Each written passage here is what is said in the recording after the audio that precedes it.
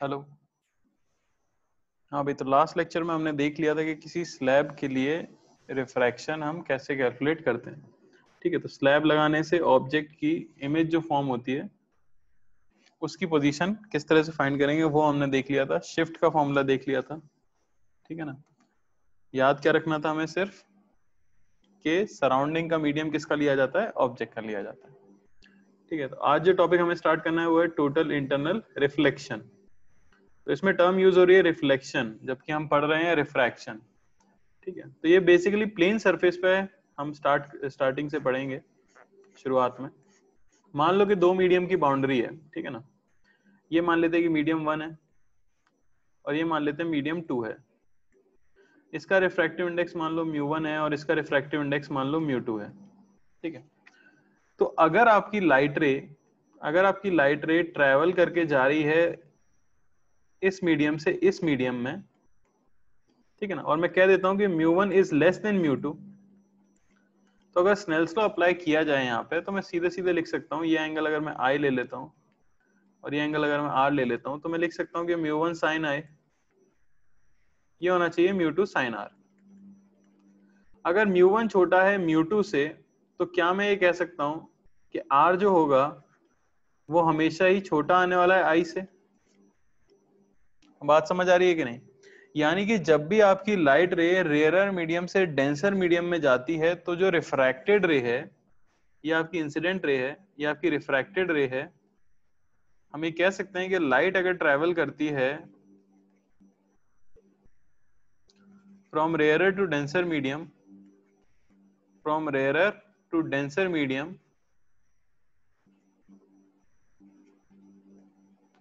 तो लाइट जो बेंड होती है, ठीक है ना, लाइट जो बेंड होती है, light bends towards the normal, towards the normal. अच्छा, अब क्योंकि μ1 और μ2 तो कांस्टेंट है तो मैं ये भी कह सकता हूं कि sin I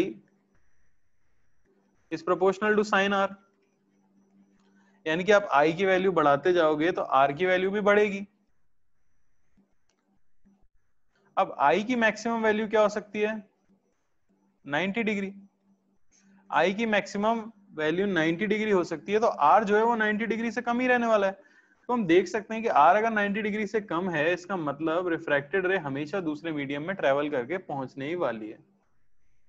तो पूरी चीज का मतलब ये है कि अगर आपकी लाइट रे, सबसे पहली बात तो अगर आपकी लाइट रे ट्रेवल कर रही है फ्रॉम रेयरर मीडियम यानी कि जिसका रिफ्रैक्टिव इंडेक्स कम है, रेयरर मीडियम से डेंसर मीडियम यानी जिसका रिफ्रैक्टिव इंडेक्स ज्यादा है उसकी तरफ, तो लाइट रे हमेशा बेंड होती है टुवर्ड्स द नॉर्मल। अब अगर इस इंसिडेंट रे का इंसिडेंट एंगल बढ़ाया जाए लगातार तो आर की वैल्यू भी क्या होती रहती है? बढ़ती रहती है। अब क्योंकि आई जो मैक्सिमम हो सकता है वो आपका 90 डिग्री हो सकता है और आर जो मैक्सिमम आ सकता है वो 90 डिग्री से कम ही आने वाला है। इसका मतलब हम ये कह सकते हैं कि किसी भी वैल्यू आई की, कोई भी वैल्यू आप रखो 0 से 90 के बीच में, एंगल ऑफ रिफ्रैक्शन एक फाइनाइट वैल्यू हमें मिलने वाली है, यानी लाइट दूसरे मीडियम में जाएगी ही। तो टोटल इंटरनल रिफ्लेक्शन किसे बोला जाएगा वो देखो, TIR किसे बोलते हैं। मान लो कि ऐसा बोला गया है कि यही आपकी मीडियम बाउंड्रीज हैं, इसे μ1 बोल देता हूं मैं और ये μ2 हो गया। पर इस बार जो आपकी लाइट रे है वो इंसिडेंट हुई है किसके अंदर? डेंसर मीडियम के अंदर। ठीक है ना। मैं कह रहा हूं कि μ2 इज ग्रेटर देन μ1, यानी कि लाइट ट्रेवल कहां से कहां कर रही है? Light travels from denser to rarer medium.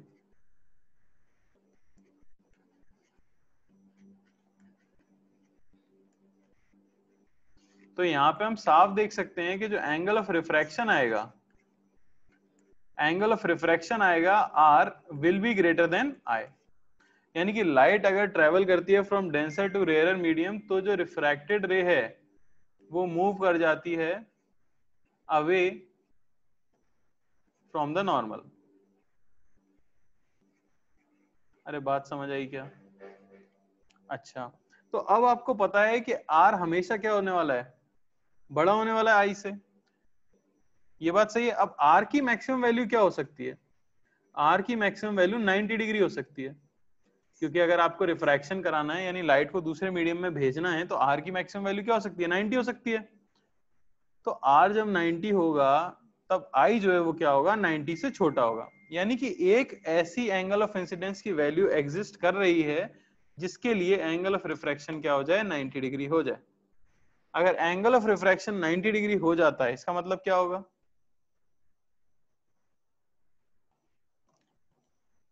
क्या मतलब होगा, एंगल ऑफ रिफ्रैक्शन 90 डिग्री हो जाए इसका मतलब लाइट जो है वो पैरेलल टू बाउंड्री चली जाएगी।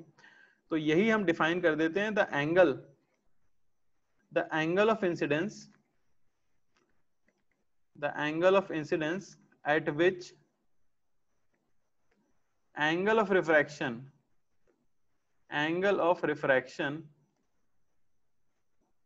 becomes 90 degree is called critical angle। इस एंगल को नाम दिया जाता है क्या, क्रिटिकल एंगल। तो बस आप ये याद रखो कि जब भी लाइट डेंसर मीडियम से रेयरर मीडियम में ट्रेवल कर रही होगी तो ऐसा एंगल ऑफ इंसिडेंस जिसके लिए एंगल ऑफ रिफ्रैक्शन 90 डिग्री हो जाए उसे हम क्या कह देते हैं, क्रिटिकल एंगल कह देते हैं। तो सीधी सी बात है, if I is increased, critical angle को अगर मैं C बोल देता हूं, if I is increased more than C और आपको पता है कि साइन आई प्रोपोर्शनल है साइन आर के, तो भाई आर तो 90 डिग्री हो चुका है, अब एंगल ऑफ रिफ्रैक्शन 90 डिग्री से ज्यादा तो हो नहीं सकता। समझ आ रही है ना बात। तो सीधी सी बात है, अगर आप एंगल ऑफ इंसिडेंस को बढ़ा देते हो C से और साइन आई प्रोपोर्शनल है साइन आर के, तो हम ये कह देते हैं कि refraction does not take place. लाइट का क्या हो जाता है, TIR, light undergoes total internal reflection.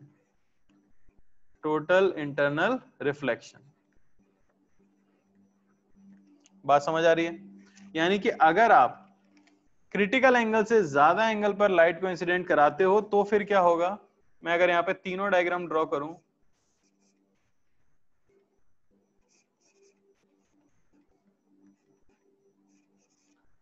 पहले अगर मैं ले लेता हूं I is less than C यानी क्रिटिकल एंगल से कम, यहां मैं ले लूंगा I is equal to C यानी क्रिटिकल एंगल, और यहां मैं ले लूंगा I is greater than C।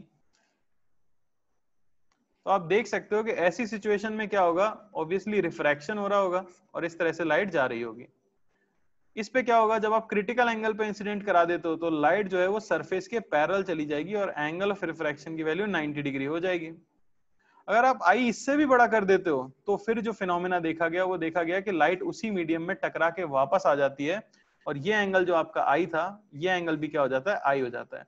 तो क्योंकि सेम मीडियम के अंदर रिफ्लेक्शन हो गया है, रिफ्रैक्शन नहीं हुआ है, इसीलिए इसी को हम नाम दे देते हैं TIR।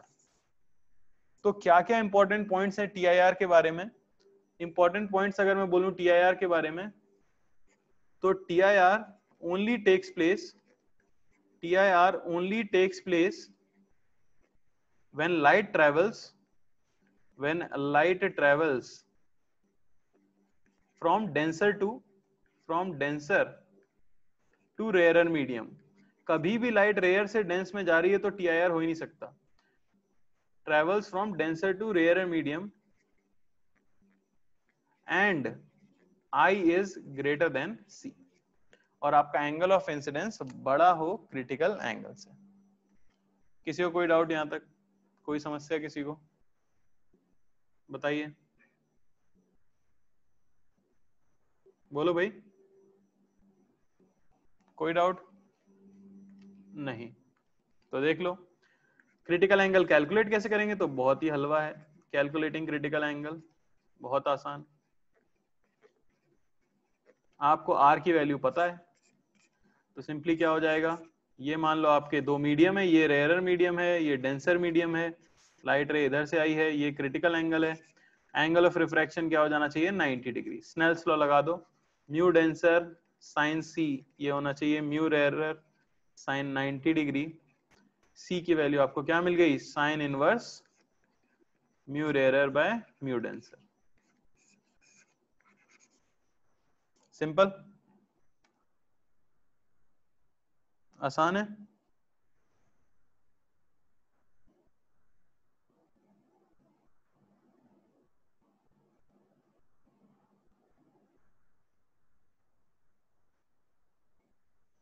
चलो सवाल कर लेते हैं इसके ऊपर।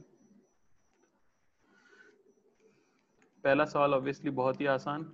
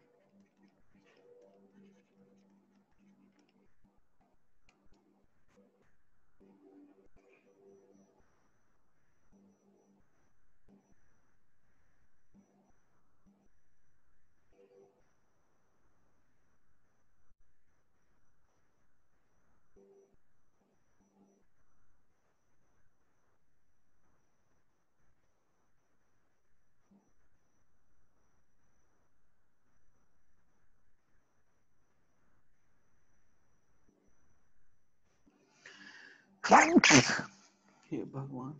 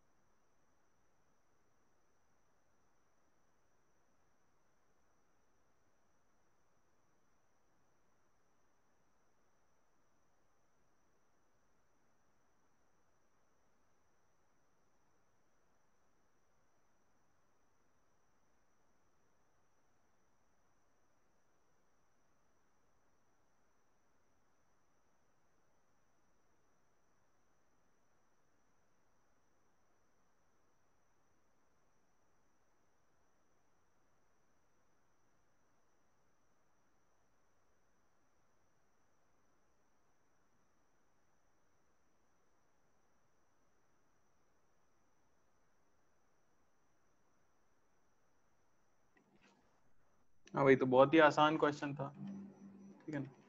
पहले वाले में क्या लिख दोगे, साइन इनवर्स 1/2 1/√2 यानी कि 45 डिग्री, और दूसरे में आ जाएगा आपका साइन इनवर्स 2/4 यानी कि 30 डिग्री। तो ये दोनों का क्या है, क्रिटिकल एंगल है। सिंपल, ठीक है।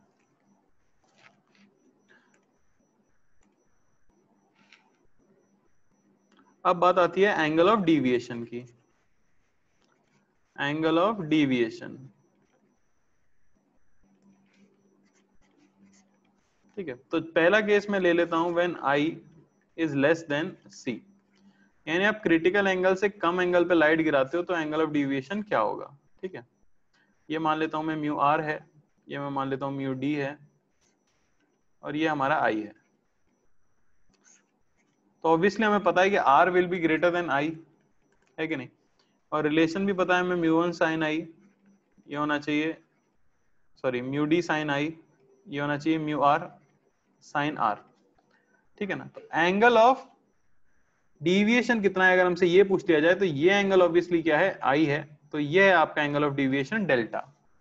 तो डेल्टा को आप बता सकते हो, डेल्टा कितने आने वाला है, डेल्टा सिंपली हमें मिलने वाला है R माइनस I, है कि नहीं। बस R की मैं वैल्यूज पुट कर दूंगा, डेल्टा आपको दिख जाएगा, आर अगर आप पुट करो तो ये हो जाएगा आपका sine inverse mu D by mu R sine I minus आई।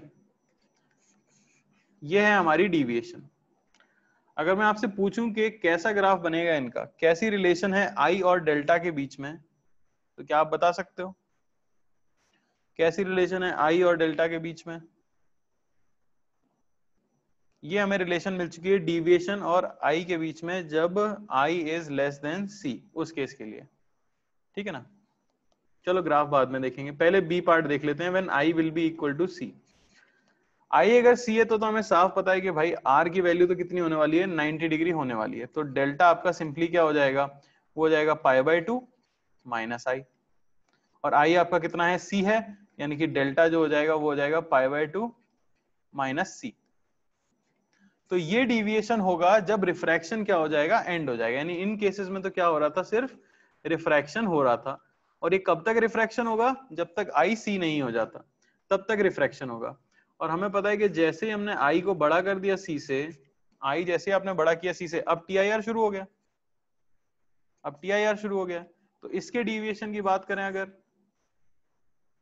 तो ये मान लो हमारा आई है इंसिडेंट रे, ये मान लो कि आई है, तो ऑब्वियसली इस तरह से वो रिफ्लेक्ट हो जाएगी, ये एंगल भी होगा आई। तो अब अगर मैं आपसे पूछूंगी डिविएशन कितना हुआ, डेल्टा, तो ये हम पहले ही देख चुके थे रिफ्लेक्शन में, तो डेल्टा में मिल जाता है कितना, पाई माइनस 2i। अरे है कि नहीं, है कि नहीं, पाई माइनस 2i। तो अगर मैं आपसे बोलूं कि जस्ट अबव c, यानी i is slightly greater than c, greater than C, I जो है just slightly greater than C अगर मैं कर देता हूं तो डिविएशन कितना आ जाएगा, पाई माइनस 2c। मैंने आई की जगह पे बस क्या रख दिया, सी रख दिया। तो ये डिविएशन है। अरे समझ आ रही है इक्वेशन? ये आपकी इक्वेशन आई है टीआईआर के केस में डिविएशन की। ये तो स्ट्रेट लाइन है, आपको दिख रहा होगा डेल्टा और आई के बीच में। और ये जो है ये कुछ अजीब सी इक्वेशन है ट्रिग्नोमेट्रिक फंक्शन की। तो इसका जो ग्राफ बनता है वो इंपॉर्टेंट है काफी। तो आई का और डिविएशन का जो ग्राफ प्लॉट करते हैं हम, वो इस तरह से आता है। जीरो पे तो जीरो ही होने वाला है ऑब्वियसली, आई जीरो तो आर भी आपका जीरो, तो डिविएशन भी क्या होगा, जीरो। कुछ इस तरह का ग्राफ फॉर्म होता है। और यहां उसकी वैल्यू आ जाती है, हमें पता है जब एंगल होगा क्रिटिकल एंगल, तब डिविएशन आया था हमारा पाई बाय 2 माइनस सी। और जस्ट उससे बड़े पे देखो डिविएशन आया है पाई माइनस 2c, जो कि उसका एग्जैक्टली डबल है। जो यहाँ पे डिविएशन है उसका एग्जैक्टली डबल है, पाई माइनस 2c। और उसके बाद टीआईआर के केस के लिए डिविएशन की इक्वेशन ये है, जो नेगेटिव स्लोप के साथ एक स्ट्रेट लाइन की इक्वेशन है। तो ये आपका ग्राफ फॉर्म होता है। बात समझ आ रही है? जहां ये वाला जो कर्व यहाँ पे दिखाया गया है, ये पैराबोला नहीं है, मैं फिर से बता रहा हूं, ये पैराबोला नहीं है, ये साइन के किसी फंक्शन का ग्राफ है, इनवर्स फंक्शन का। तो ये रिप्रेजेंट कर रहा है रिफ्रैक्शन को, समझ आ रही है बात? और ये रिप्रेजेंट कर रहा है टोटल इंटरनल रिफ्लेक्शन को, यानी कि टीआईआर को। यहाँ इंपॉर्टेंट पॉइंट्स ना ये वाले हैं, रिफ्रैक्शन किस एंगल तक होने वाला है, डिविएशन कहां तक होता है, और ये। अब देखो सवाल ऐसे आएगा, आपको ग्राफ के ऊपर ही क्वेश्चन आता है इस चीज में। एग्जांपल देखना ध्यान से। मैं आपसे पूछूंगा कि how many values of I exist for deviation to B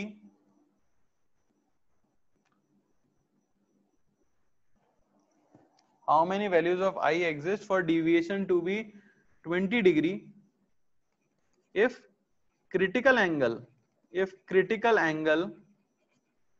is 60 degree। क्या आप मुझे बता सकते हो कितनी वैल्यूज एग्जिस्ट करेंगी डिविएशन हो ताकि 20 degree if critical angle of a medium pair is 60 degree? बिल्कुल सही बात है। तो ऐसे क्वेश्चंस में आपको क्या करना होगा ना, आपको ये एज वाली वैल्यूज निकालनी होंगी, आपको ये एज वाली वैल्यूज निकालनी होंगी। आप देखोगे कि रिफ्रैक्शन मैक्स के लिए डिविएशन क्या है, रिफ्रैक्शन केस के लिए जो मैक्सिमम डिविएशन आएगा वो आएगा 90 माइनस सी। यानी कि 30 डिग्री। और TIR की मैक्सिमम डिविएशन कितनी आती है, तो 180 माइनस 2C, यानी कि 60 डिग्री। तो बात समझने की कोशिश करो, देखो जरा ध्यान से। डिविएशन अगर आपका पाई माइनस 2C से छोटा है तो आई की दो वैल्यूज एग्जिस्ट करती हैं। डिविएशन अगर आपका पाई बाय 2 माइनस सी से छोटा है तो आई की दो वैल्यूज एग्जिस्ट करती हैं, एक रिफ्रैक्शन की वजह से और एक TIR की वजह से। लेकिन अगर आपका डिविएशन जो बोला गया है वो पाई बाय 2 माइनस सी से लेके पाई माइनस 2C के बीच में लाई करता है, तो फिर डिविएशन की वजह से एक ही आई की वैल्यू एग्जिस्ट करती है, और उसका कारण सिर्फ क्या होता है, TIR होता है। तो ये चीज अच्छे से ध्यान रखना। अरे समझ आ रही है क्या बात? ये चीज हमें ध्यान रखनी होगी, ठीक है ना। तो लिख लो सीधे, for delta between 0 and pi by 2 minus c, two values of I exist.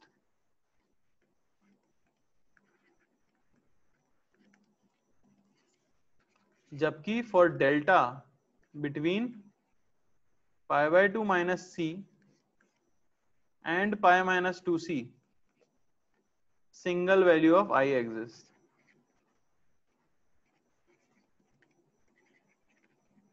और वो भी किस वजह से, TIR की वजह से। समझ आया? और क्वेश्चन कर लेते इसके ऊपर, जैसे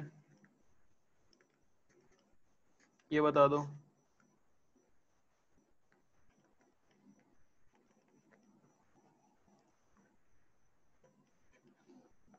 तो आपको बतानी है वैल्यू ऑफ क्रिटिकल एंगल, जो कि एकदम आसान है। दूसरा आपको बताना है value of at least one incident angle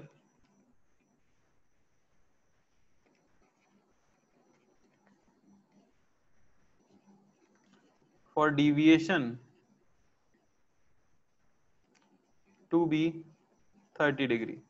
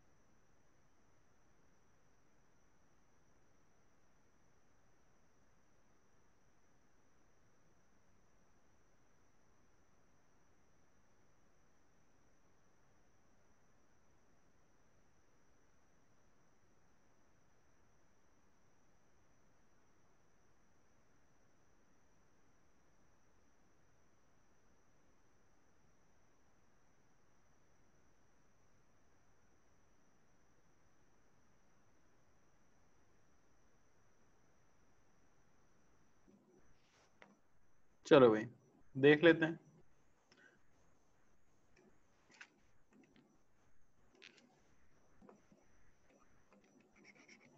क्या आ जाएगा?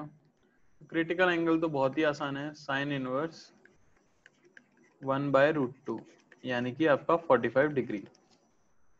ठीक है, फिर बस मैं क्या कर लूंगा, ये ग्राफ के अंदर ये वैल्यूज कैलकुलेट कर लूंगा। ये वैल्यू आती है 90 माइनस सी यानी कि 45 डिग्री, और ये आती है 180 माइनस 2c यानी 90 यानी कि 90 डिग्री। तो मेरा डिविएशन जो लाई कर रहा है वो कहाँ लाई कर रहा है? 30 डिग्री यहाँ, यानी दो वैल्यूज होंगी, एक रिफ्रैक्शन की और एक टीआईआर की। ठीक है, तो वैल्यू ऑफ क्रिटिकल एंगल तो 45 डिग्री आ गया है। अब एक वैल्यू आपको बतानी है जिसके लिए कि डिविएशन 30 डिग्री होगा, तो आसान क्या होगा, हम टीआईआर की इक्वेशन में रख दें। हमेशा आसान क्या होगा, टीआईआर की इक्वेशन में रख दें। तो बस delta is equal to pi minus 2i। Delta आपको बता दिया गया 30 डिग्री होना चाहिए, जाएगा 180 डिग्री माइनस 2 इंटू आई। यहाँ से आपको आई की वैल्यू कितनी मिल जाएगी? तो आप देख सकते हो ये हमें मिल गया 150 और आई हमें मिल गया कितना? 75 डिग्री। अरे समझ आया क्या? समझ आया? आई की वैल्यू क्या होनी चाहिए? 75 डिग्री होनी चाहिए। आपको सिर्फ ये पता करना है कि एक वैल्यू आ सकती है या दो वैल्यू आ सकती हैं, और हमेशा आपको आई की वैल्यू किससे बतानी है? स्ट्रेट लाइन वाली इक्वेशन से बतानी है, क्योंकि वही बता पाना आसान है। ठीक है ना?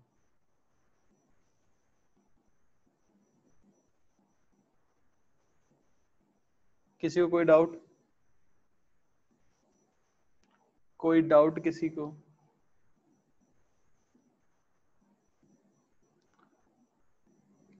60 कैसे बेटा? 60 कहाँ बोला है आंसर? क्या डाउट है तुम्हें?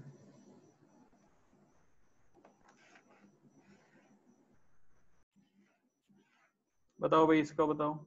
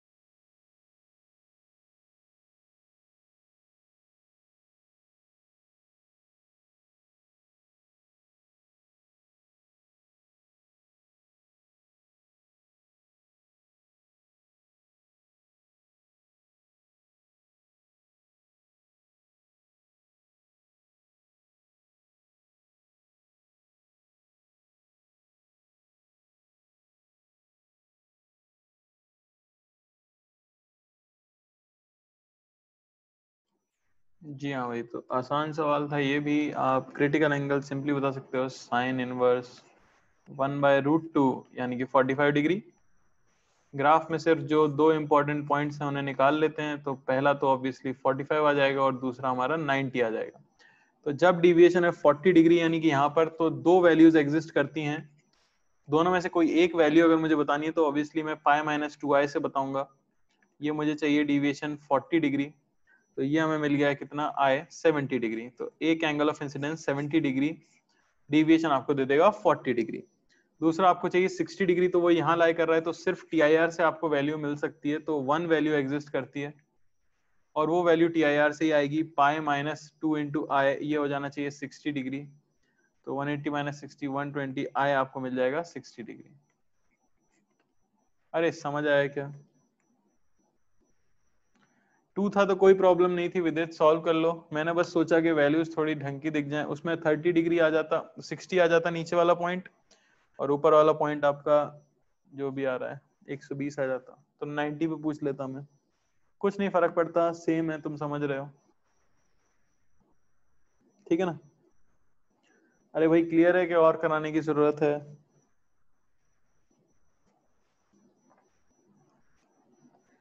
दूसरा निकाल पाना थोड़ा मुश्किल है बेटा। दूसरा वैल्यू आई का निकालने के लिए इनवर्स ट्रिग्नोमेट्रिक इक्वेशन सॉल्व करनी पड़ेगी सौरभ, जो आपके मेडिकल के स्कोप के बाहर है। तो आप चिंता ना करें, आपसे एक ही सवाल पूछा जाएगा, ठीक है ना। चलिए, अब और सवाल आ जाते हैं इसी पे, टीआईआर पे। फंडा आपको समझ आना चाहिए भाई कि क्रिटिकल एंगल से ज्यादा एंगल पे लाइट अगर इंसिडेंट कराई है तो लाइट बाहर दूसरे मीडियम में नहीं जाएगी, उसी मीडियम में रह जाएगी। तो ये आपका स्विमिंग पूल का सरफेस है, स्विमिंग पूल का सरफेस है, उसमें एक बल्ब जल रहा है एज यूजुअल, ठीक है ना भाई। बल्ब अपना 10 मीटर नीचे जल रहा है, और म्यू बाहर हवा एक, ये आपकी आंख,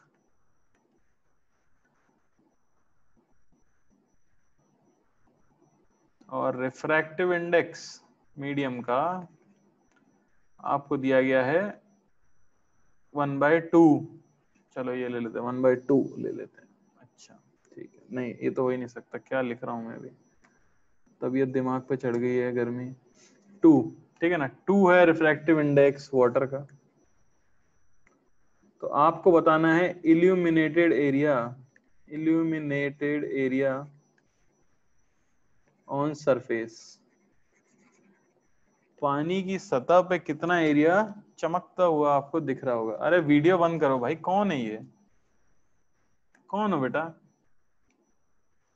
एक्टर बनने का शौक है, तुम यही एकदम मतलब दिखाए जा रहे हो। बताइए कितना एरिया चमक रहा होगा।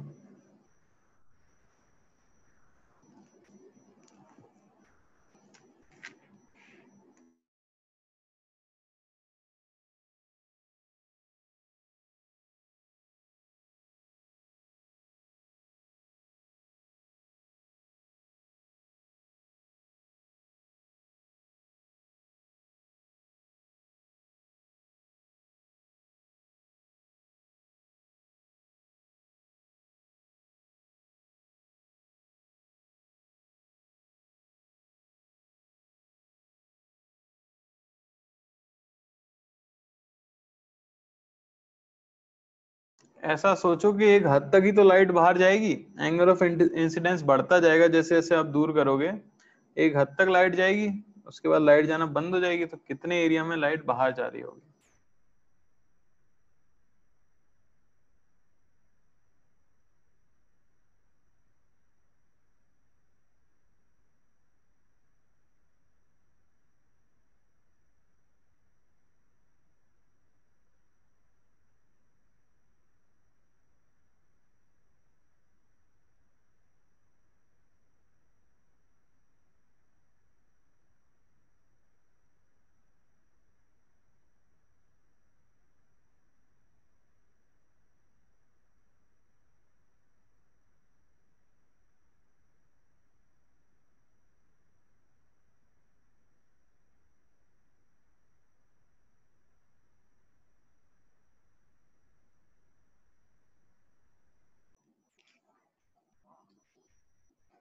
बोलो भाई।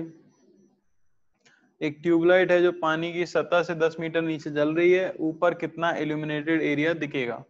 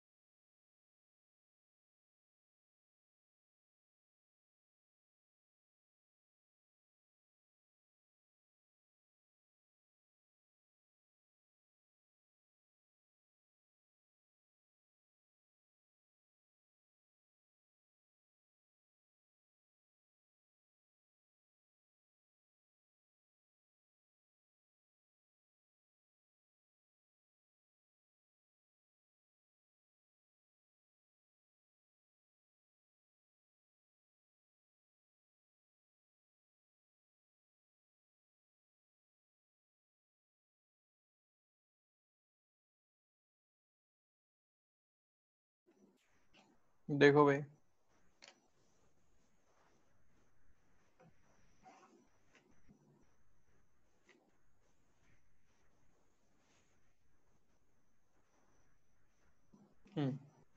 तो अगर आप ऊपर से देखोगे तो आपको एक रिंग दिखेगी ट्यूबलाइट की, जिसकी की रेडियस कितनी है भाई, 20 मीटर रेडियस है।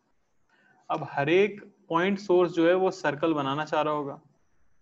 पहले मैं क्रिटिकल एंगल निकाल लेता हूँ। क्रिटिकल एंगल 45 डिग्री दिख रहा है, साइन इनवर्स 1/√2। 45 डिग्री आपका क्रिटिकल एंगल आ गया, यानी कि हर एक पॉइंट सोर्स जब लाइट को ऊपर भेजेगा तो वो टकरा के आ जाएगी।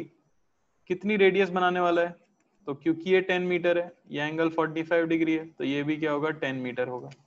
तो हर एक सर्कल 10-10 मीटर का सर्कल बनाएगा, जो कि आपस में क्या करेंगे, ओवरलैप भी करेंगे। अब जो मुझे शेप दिख रहा है वो कैसा शेप होगा, अगर आप थोड़ा सा इमेजिनेशन अपना लगा पाओ, और आपने अगर डोनट कभी खाया है तो कुछ ये स्थिति होगी। तो जो चमकता हुआ एरिया है वो हमारा ये है।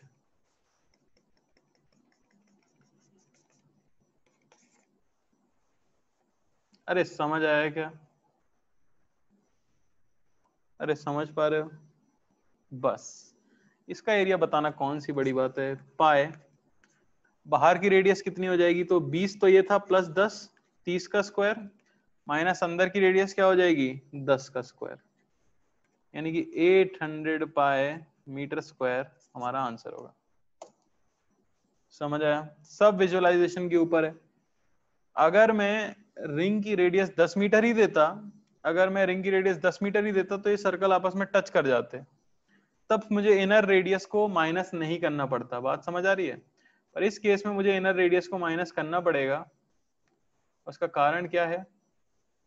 उसका कारण है कि रिंग की जो रेडियस है वो इंडिविजुअल पॉइंट सोर्स जो रेडियस बनाएगा उससे ज्यादा है। बताओ भाई, किसी को कोई समस्या? तो किसी को कोई डाउट बताइए।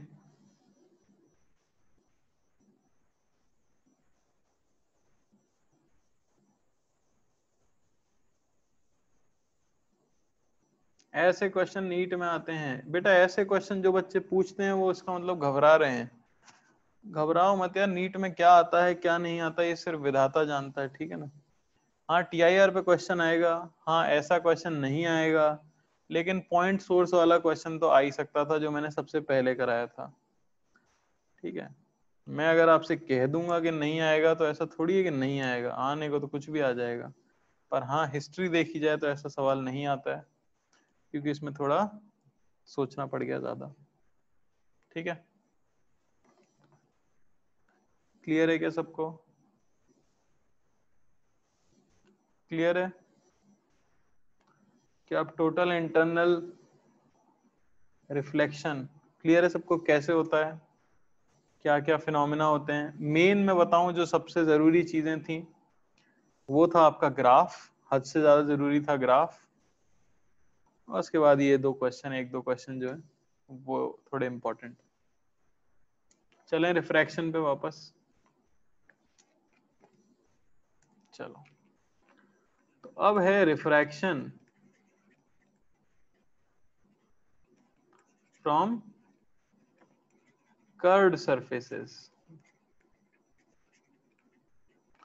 अभी तक आपने जो रिफ्रैक्शन पढ़ा था, जैसे स्लैब में पढ़ा आपने, दो सरफेस की बाउंड्री में पढ़ा आपने, उन सभी में जो सरफेस हुआ करता था जहां रिफ्रैक्शन अकर हो रहा है वो आपका प्लेन सरफेस हुआ करता था। लेकिन अब हमें रिफ्रैक्शन पढ़ना है कर्व्ड सरफेस के ऊपर। जैसे बाइक वगैरह होती है तो उसकी हेडलाइट का जो आगे सरफेस होता है वो कर्व्ड होता है, उसमें से लाइट बाहर आती है तो वो रिफ्रैक्शन है। बल्ब आपने देखा हो, उसमें भी कर्व्ड सरफेस होता है, लाइट बाहर आती है तो वो भी क्या है, रिफ्रैक्शन है। तो कर्व्ड सरफेस तो सिंपली क्या होगा, कोई भी ऐसा बाउंड्री जो कि कर्व्ड है और दो मीडियम को सेपरेट कर रहा है, वही आपका कर्व्ड सरफेस हो गया। और उसी के अक्रॉस आप क्या देखते हो, रिफ्रैक्शन देख लेते हो। तो ये किसी ना किसी स्फीयर का पार्ट रहा होगा, ऐसा हम मान लेते हैं, ठीक है ना। या कोई भी बाउंड्री है छोटी सी आपने लगा दी है इस तरह से कर्व्ड, तो यही कर्व सरफेस हो जाती है। और यहाँ पे देखा जाता है क्या होता है, रिफ्रैक्शन। इंपॉर्टेंट पॉइंट्स बता रहा हूं मैं। ऑब्जेक्ट अगर आपकी यहाँ पे रखी है तो लाइट जो ट्रेवल करना शुरू करेगी, अगर हम इस सरफेस के लिए देखें, लाइट इस तरह से ट्रेवल करना स्टार्ट करेगी। अब क्योंकि ये कर्व्ड है तो इसका कुछ ना कुछ सेंटर ऑफ कर्वेचर जरूर रहेगा।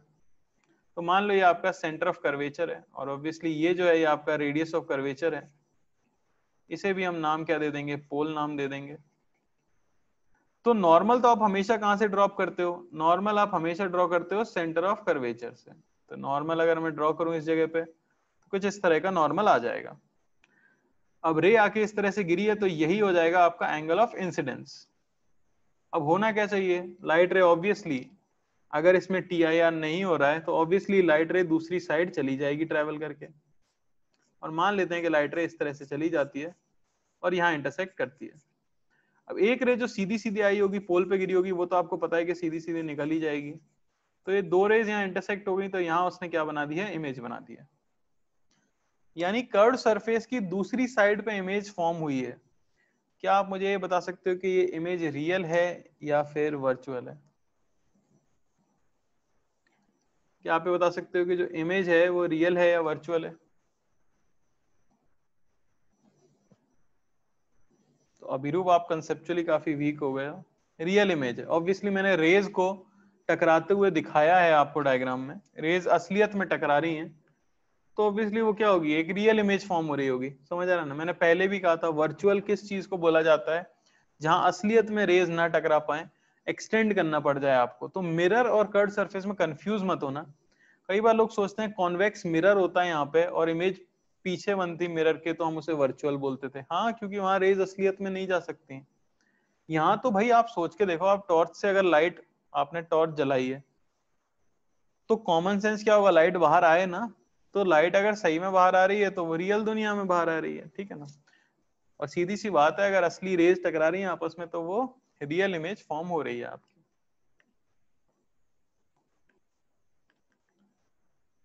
ये ऑब्जेक्ट कैसी है, रियल है या वर्चुअल, अगर मैं ये पूछ लूं आपसे, ऑब्जेक्ट कैसी है?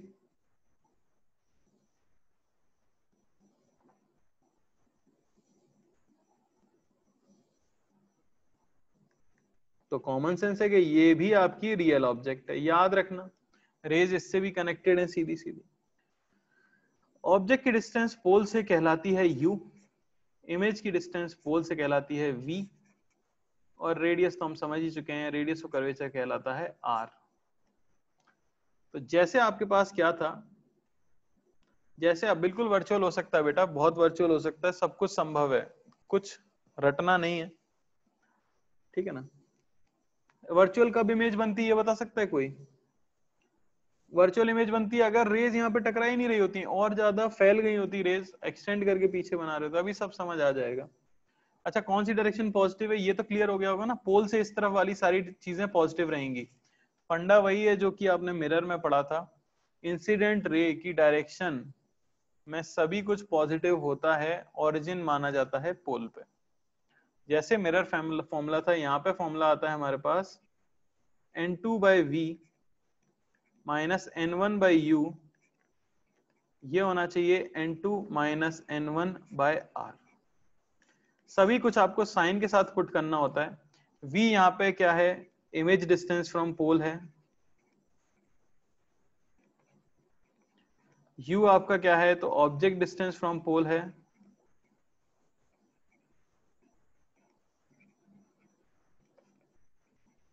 R ऑब्वियसली क्या है आपका, radius of curvature of surface है।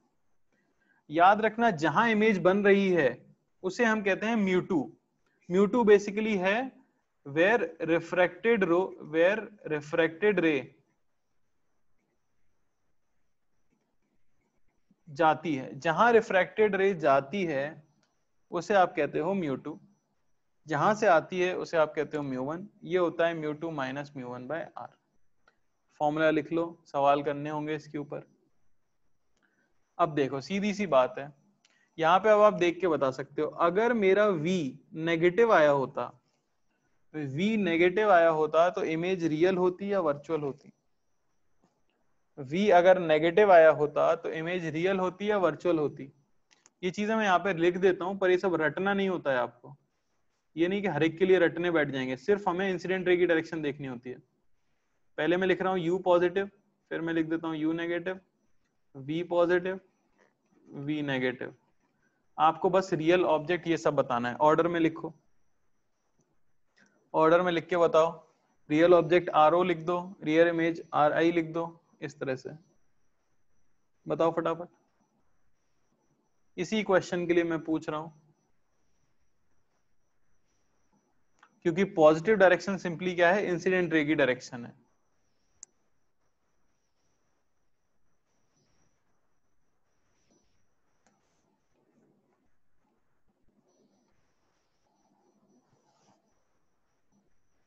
तो U पॉजिटिव होने का मतलब क्या हो गया कि जिधर इंसिडेंट रे जा रही है उसी तरफ, जिधर इंसिडेंट रे जा रही है उसी तरफ ऑब्जेक्ट है। तो इसका मतलब क्या हुआ कि कैसी होनी चाहिए आपकी, virtual object. U negative real object, V positive real image, V negative virtual image. अरे समझ आया? चलिए तो सवाल पे चल लेते हैं, ज्यादा टाइम पास नहीं करेंगे।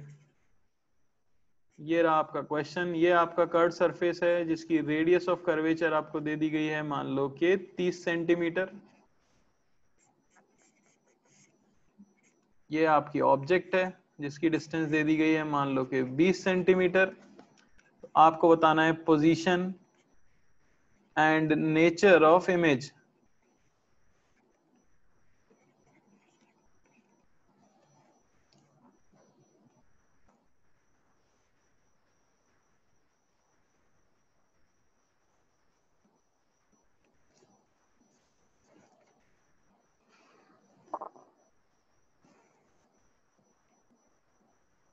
म्यू देना भूल गया मैं, आराम से बैठ गया। μ2 ले लो, μ3 ले लो।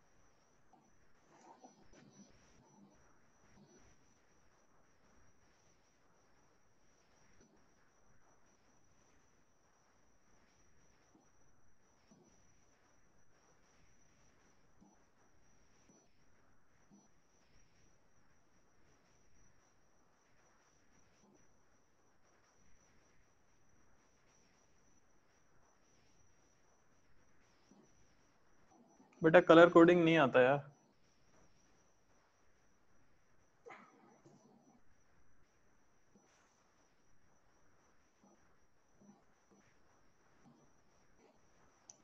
तो कई सारे आंसर आ रहे हैं, पहले ही क्वेश्चन था इसलिए मैं जरा कर देता हूँ। यहां से रह जाएगी तो ये आपका हो गया पॉजिटिव। फॉर्मूला लिख लेता हूं पहले, μ2 by we minus μ1 by U बराबर μ2 माइनस μ1 बाय आर।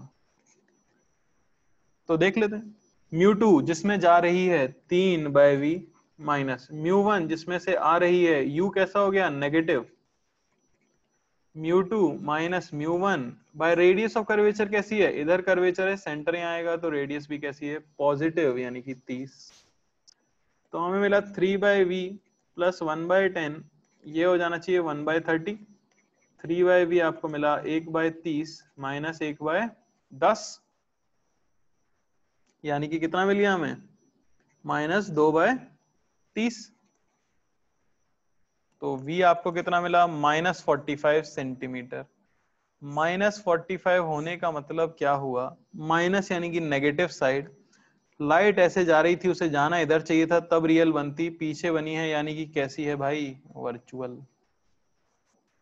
अरे चमका के नहीं। किसी को कोई डाउट, कोई समस्या किसी को? एक और, एक और करना पड़ेगा।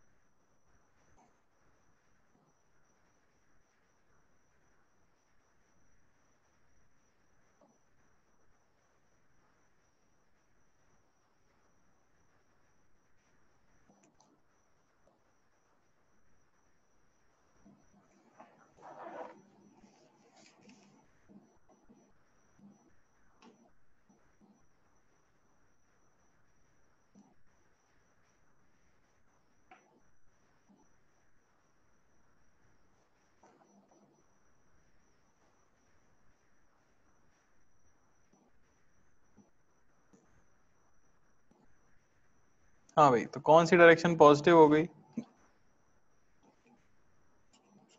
ये डायरेक्शन हो गई पॉजिटिव। अब बस मैं फॉर्मूला लगाऊंगा, n2 by we minus n1 by u, ये होना चाहिए n2 minus n1 bye are.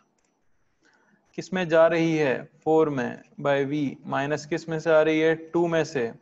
u कैसा है भाई? पॉजिटिव। ये होना चाहिए n2 minus n1 bye radius of curvature कैसा है भाई? नेगेटिव, क्योंकि इधर सेंटर आएगा। क्या मिला हमें? हमें मिला 4 बाय वी माइनस 1 बाय 15, ये हो जाना चाहिए आपका माइनस 1 बाय 10। 4 बाय वी की वैल्यू आपको मिल गई 1 बाय 15 माइनस 1 बाय 10, ये मिल गया हमें माइनस 1 बाय 30, है कि नहीं? बस v आपको कितना मिल गया? Minus 120 centimetre. माइनस 120 सेंटीमीटर का मतलब क्या हुआ? इस तरफ बनी है आपकी इमेज, इस तरफ रियल होगा या वर्चुअल होगा? इस तरफ रियल होगा या वर्चुअल होगा? वर्चुअल होगा। कई लोगों ने नेगेटिव देख के बस रियल लिख दिया है, बहुत ही गलत बात है भाई। रे ऐसे आ रही थी तो असलियत में ऐसे जानी चाहिए थी, रियल इमेज बनाती तो, पर वो इधर बना रही है तो एक्सटेंड करके ही बना सकते हैं ना।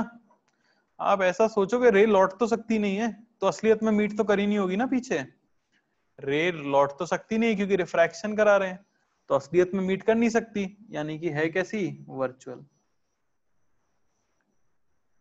अरे क्लियर हुआ कि एक और करने की आवश्यकता है? एक और कर लेते हैं क्योंकि लोगों का सही नहीं था, जनता गलत कर रही है। चलो आखिरी सवाल है, सबका सही होना चाहिए।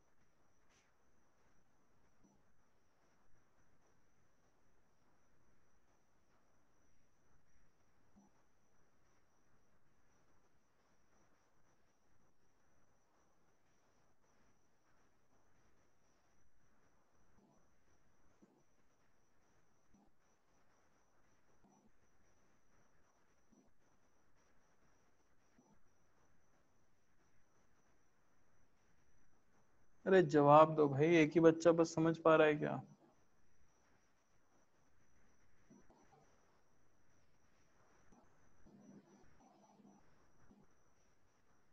बढ़िया संदीपन, सही आंसर है।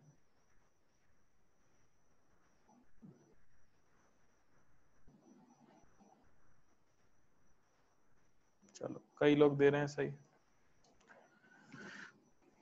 देख लेते हैं भाई। तो लाइट रे ऑब्वियसली ऐसे जाएंगी, तो ये डायरेक्शन पॉजिटिव हो जाएगी।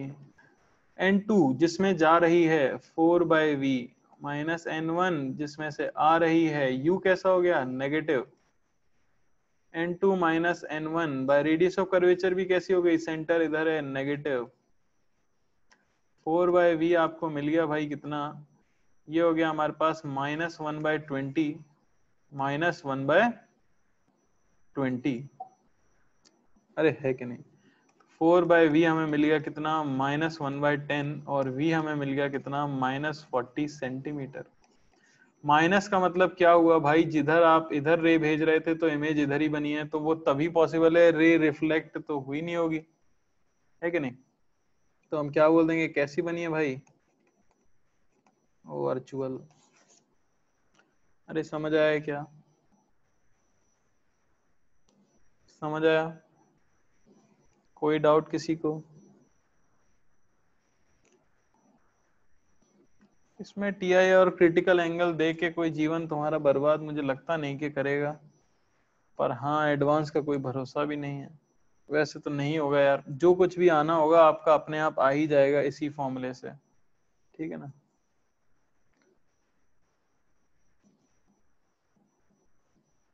बहुत मुश्किल हो जाएगा फिर, ठीक है। तो बस ठीक है, आज यहीं पे एंड करते हैं, अगले लेक्चर में यहीं से कंटिन्यू करेंगे। धन्यवाद।